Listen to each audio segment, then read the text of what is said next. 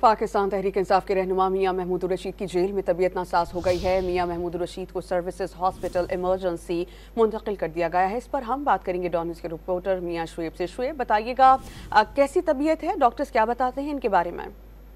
जी बिल्कुल, पाकिस्तान तहरीक इंसाफ के मरकजी रहनुमा मियां महमूद रशीद को जेल से तबीयत नासाज होने पर सर्विस अस्पताल की इमरजेंसी में मुंतकिल किया गया है। मियां महमूद रशीद को पेट में दर्द के बायस जो है इन्हें अस्पताल लाया गया। ज़राए मेडिकल बोर्ड के मुताबिक मियां महमूद रशीद के टेस्ट और इनके पेट का जो सिटी स्कैन किया गया है, जिसमें इनका जो है वो अपेंडिक्स का दर्द है, इन्हें वो निकल आया। ज़राए मेडिकल बोर्ड के मुताबिक दर्द की शिद्दत ज्यादा होने की वजह से मुतवक्के यही है कि आज इनका जो ऑपरेट है वो किया जाएगा।